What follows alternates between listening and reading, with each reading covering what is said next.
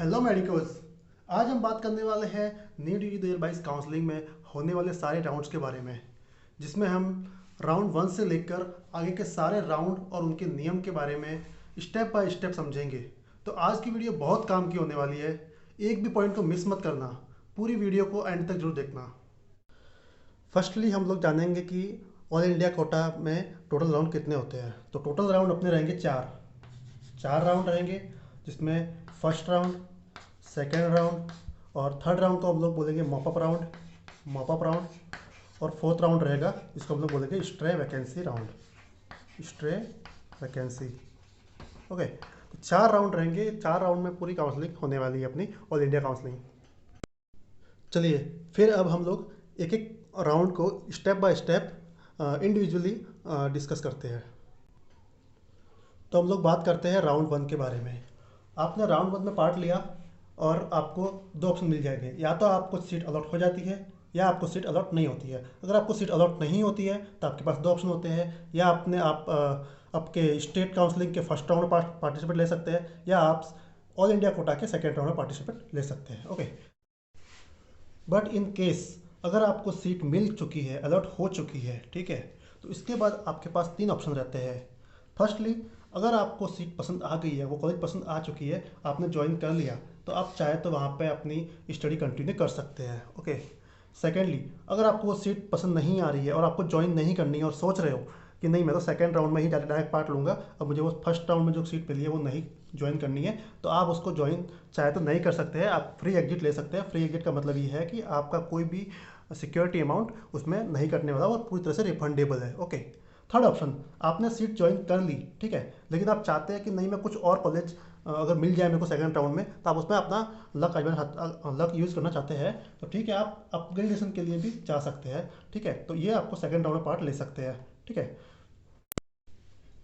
ध्यान रहे, free exit का ऑप्शन आपको सिर्फ और सिर्फ फर्स्ट राउंड के अंदर ही मिलता है, उसके बाद आपको फ्री एग्जिट का ऑप्शन नहीं मिलेगा। सेकेंड राउंड, थर्ड राउंड में आपको ये ऑप्शन नहीं मिलेगा, आपको सिर्फ फ्री एग्जिट फर्स्ट राउंड में ही मिलेगा। और दूसरी बात, अगर आपने अपग्रेडेशन के लिए अप्लाई किया है और आपको सेकेंड राउंड के अंदर कोई भी सीट मिल गई, तो आपका फर्स्ट राउंड की सीट जो मिली हुई थी वो ऑटोमेटिकली कैंसिल हो जाएगी। आप ये नहीं सोच सकते कि आपको सेकेंड राउंड में जो सीट मिली है आप उसको नहीं लेना है, आपको तो वापस फर्स्ट राउंड में जाना, फर्स्ट राउंड की जो सीट थी उसमें जाना है, तो ऐसा पॉसिबल नहीं है। ठीक है, तो आप जब सेकेंड राउंड में काउंसलिंग करते हैं तो बहुत ध्यान से करें, वही सीट आपको फिलअप करनी है, वही कॉलेज आपको फिलअप करनी है जो आपको वास्तव में चाहिए। बट अगर इन केस आपने जो चॉइस फिलअप की है सेकेंड राउंड में और आपको उसमें से सीट नहीं मिलती है, तो आपकी जो फर्स्ट राउंड की जो सीट है, फर्स्ट राउंड की सीट वो आपके पास अभी भी रिजर्व है, आप उसमें एडमिशन अपना लेके और अपना कंटिन्यू कर सकते हैं। ऑलरेडी आपने एडमिशन ले चुके होंगे तो आप उसको कंटिन्यू कर सकते हैं। ये मत सोचना कि अगर आपने सेकंड राउंड में पार्टिसिपेट किया, अपने एप्लीकेशन के लिए अप्लाई किया और आपको सेकंड राउंड में अगर सीट नहीं मिलती है तो फर्स्ट राउंड की सीट भी आपकी चली जाएगी, ऐसा नहीं होगा।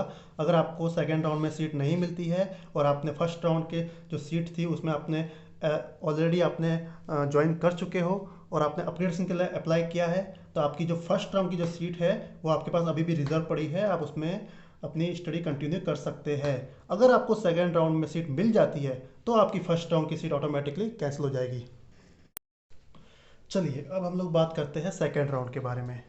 फर्स्ट राउंड में क्या था, आपने या तो फिर अपग्रेडेशन के लिए अप्लाई किया है या फिर आपको सीट मिली ही नहीं है। ठीक है, तो इस केस में क्या है, आपके पास दो ऑप्शन रहते हैं, या तो आप ऑल इंडिया कोटा के सेकेंड राउंड के लिए वेट कर सकते हो, सेकेंड राउंड में जा सकते हैं, या आप अपने स्टेट काउंसलिंग के फर्स्ट राउंड में जा सकते हैं। ठीक है, स्टेट काउंसलिंग के फर्स्ट राउंड में भी same to same all India quota के जैसे ही फर्स्ट राउंड में जो ऑप्शंस थे, जो आपके पास नियम थे वही रहेंगे। मान लो आपको सीट मिल गई, ठीक है, फर्स्ट इतने स्टेट कोटा में आपको सीट मिल गई और आपने ज्वाइन कर ली और आपको पसंद आ गई, ठीक है, ओके।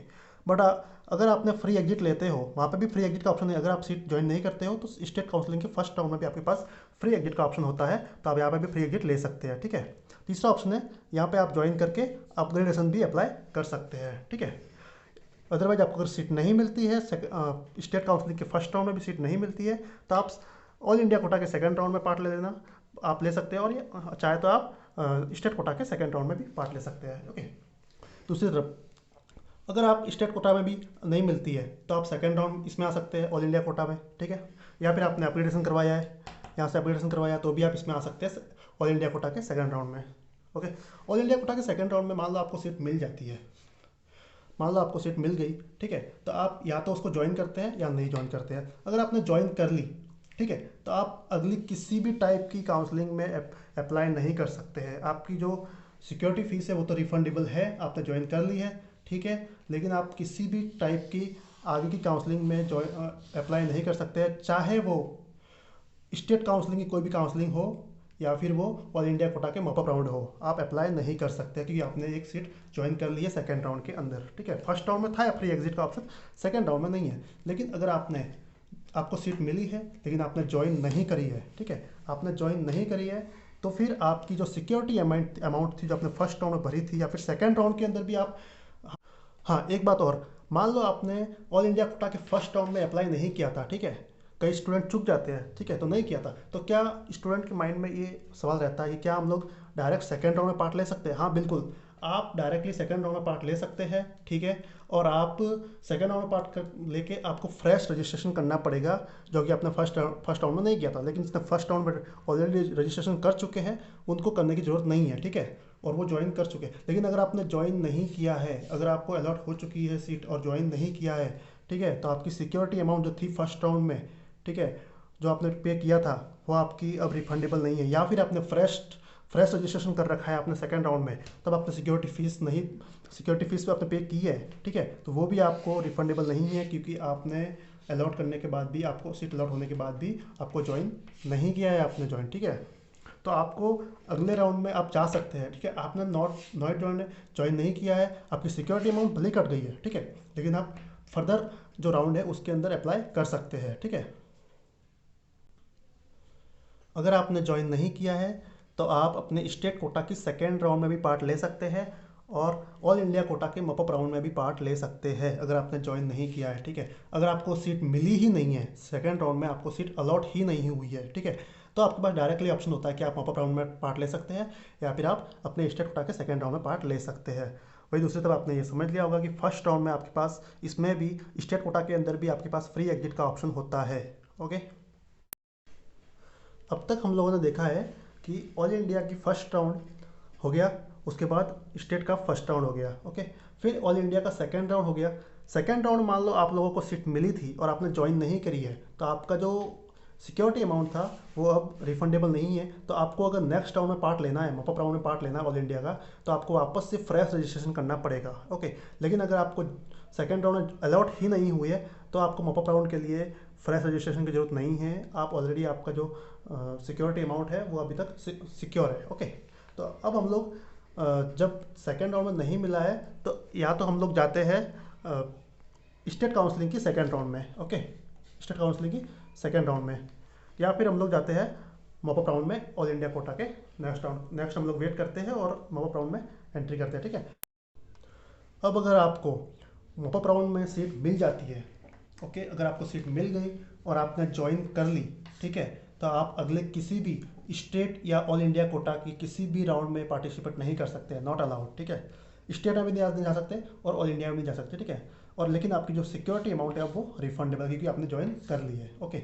लेकिन अगर आपको सीट मिल जाती है और फिर भी आपने ज्वाइन नहीं करी है तो भी आप मॉपअप राउंड में, अगर आप मॉपअप राउंड में रूल अलग है, ठीक है, अगर इसमें आपने सीट ज्वाइन नहीं करी है तो भी आप किसी भी राउंड में अप्लाई नहीं कर सकते हैं नेक्स्ट, ठीक है। आपको सिक्योरिटी अमाउंट भी नहीं मिलेगा वापस, आपको सिक्योरिटी अमाउंट भी नॉट रिफंडेबल है और आपको अगली राउंड में किसी भी अगले राउंड में पार्टिसिपेट नहीं कर सकते, आप एक्स्ट्रा वैकेंसी में पार्ट नहीं कर सकते हैं, ठीक है। हाँ, लेकिन अगर आपको मॉपअप राउंड में सीट मिली है ऑल इंडिया कोटा के और आपने ज्वाइन नहीं करी है तो आप एक्स्ट्रा वैकेंसी में अलाउड नहीं है, लेकिन आप अपने स्टेट के मॉपअप राउंड में एंट्री कर सकते हैं। स्टेट का ऑप्शन आपके पास अभी भी अवेलेबल रहेगा, लेकिन स्टेट में भी आप तभी पार्ट ले सकते हैं जब आपने ऑल इंडिया कोटा के मॉपअप राउंड की जो सीट मिली होती है उसको आपने ज्वाइन नहीं करा होता है। अगर आपने ज्वाइन कर ली तो आप स्टेट में भी किसी भी राउंड में पार्टिसिपेट नहीं कर सकते हैं।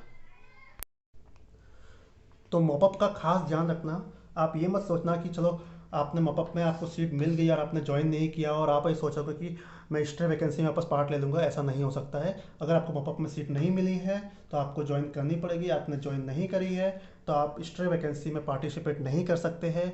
अगर आपने ज्वाइन कर लिया तो आपका सिक्योरिटी अमाउंट रिफंडेबल है, लेकिन अगर आपने ज्वाइन नहीं करी है तो आप स्ट्रे वैकेंसी में पार्ट भी नहीं ले सकते हैं और आपका जो अमाउंट है वो भी आपका नॉट रिफंडेबल रहेगा। वही दूसरी तरफ आपको अगर स्टेट काउंसलिंग के फर्स्ट राउंड में आपने अगर फ्री एग्जिट लिया है या फिर आपने अपग्रेडेशन के लिए अप्लाई किया है, ठीक है, तो आप स्टेट के सेकंड राउंड में पार्ट ले सकते हैं। स्टेट के सेकंड राउंड में भी सेम रूल्स चलेंगे जो आपके ऑल इंडिया कोटा के सेकंड राउंड में चले थे, ठीक है। इसमें आपको फर्स्ट काउंसलिंग में आपको फ्री एग्जिट का ऑप्शन मिला था, लेकिन सेकंड काउंसलिंग में आपको फ्री एग्जिट का ऑप्शन नहीं मिलेगा। इसमें भी आपको ज्वाइन करना ही पड़ेगा।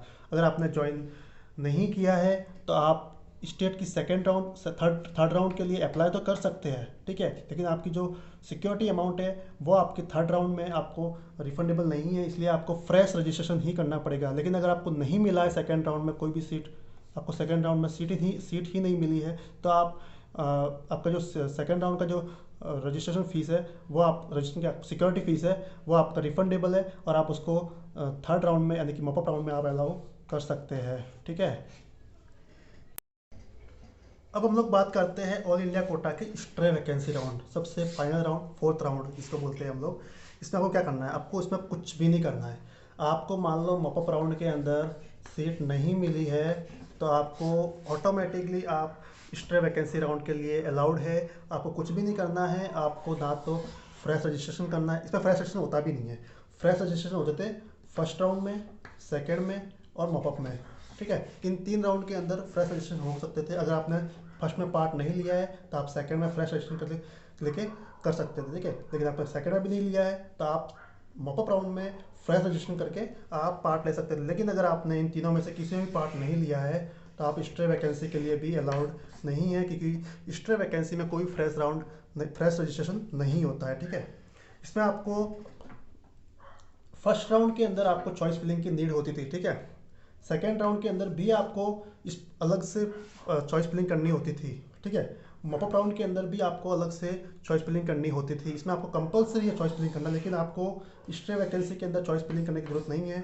आपने मॉपअप राउंड में पार्ट लिया है तो आपको ऑटोमेटिकली आप स्ट्रे वैकेंसी में आपकी चॉइस फिलिंग हो रखी है, ठीक है।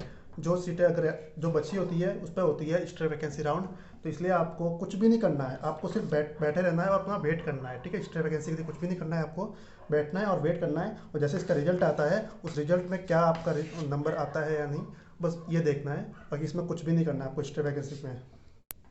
बट हाँ, अगर स्ट्रे वैकेंसी के बाद भी कोई स्पेशल स्ट्रे वैकेंसी या कोई और राउंड होते हैं तो उसके लिए फिर अभी तक कोई नोटिफिकेशन नहीं है, और वो स्ट्रे वैकेंसी के बाद में ही नोटिफिकेशन आएगा कि उसके बाद क्या रूल रहेगा, तो बाद में ही बता सकते हैं। लेकिन स्ट्रे वैकेंसी में आपको कुछ भी करने की ज़रूरत नहीं है। एक बात बता दूं कि आपने फर्स्ट राउंड में अगर आपने चॉइस फिलिंग करी है तो कई स्टूडेंट ये सोचते हैं कि सेकेंड राउंड में हमें चॉइस फिलिंग करने की ज़रूरत नहीं है, ऑटोमेटिक हमारी हो जाएगी। ऐसा नहीं होगा, आपको सेकेंड राउंड में भी अलग से चॉइस फिलिंग करनी पड़ेगी। अगर आपने सेकेंड राउंड में चॉइस फिलिंग नहीं करी है तो आप ये मान लिया जाएगा कि आपने सेकेंड राउंड में पार्ट ही नहीं लिया है। उसी तरीके से आपको मॉपअप राउंड के अंदर भी अलग से चॉइस फिलिंग करनी पड़ेगी। अगर आपने मॉपअप के अंदर भी चॉइस फिलिंग नहीं करी है तो ये मान लिया जाएगा कि आप उसमें पार्टिसिपेट ही नहीं किए गए हो। उम्मीद है कि आपको सारे राउंड अच्छे से समझ में आ चुके होंगे। अगर फिर भी कोई डाउट है तो मैं एक बार शॉर्ट में वापस से बता देता हूँ, जिससे कि आपके सारे डाउट क्लियर हो जाएंगे, ठीक है।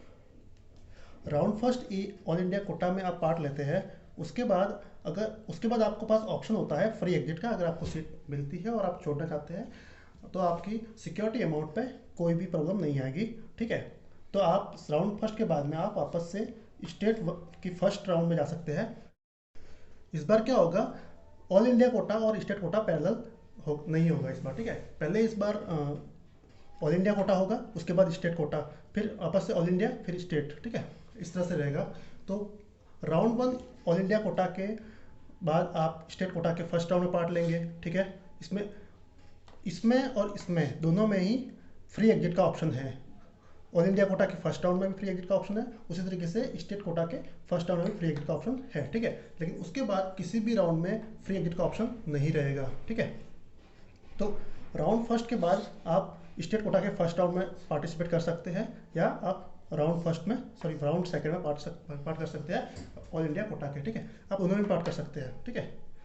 उसके बाद आप अगर आपको सीट इसमें मिल जाती है, ठीक है, राउंड 2 में मिल जाती है और आपने अलॉट होने के बाद आपने ज्वाइन कर लिया, तो आप स्टेट कोटा के सेकेंड राउंड में पार्टिसिपेट नहीं कर सकते हैं, ठीक है। अगर आपको किसी भी पुराने राउंड में सीट मिल जाए तो आप नेक्स्ट किसी भी राउंड में पार्टिसिपेट नहीं कर सकते हैं अगर आपने उसको ज्वाइन करा है तो। सिर्फ फर्स्ट राउंड को छोड़ के, फर्स्ट राउंड में आपके पास फ्री एग्जिट का ऑप्शन है, ठीक है। जैसे कि अगर आपको राउंड सेकंड में सीट मिल गई और आपने ज्वाइन कर लिया, ठीक है, तो आप सेकेंड राउंड स्टेट कोटा में पार्ट नहीं कर सकते हैं, ठीक है। उसी तरीके से आप अगर राउंड सेकंड मिलती है तो आप मॉपअप के अंदर भी पार्ट नहीं कर सकते हैं अगर आपने इसको ज्वाइन करा है तो।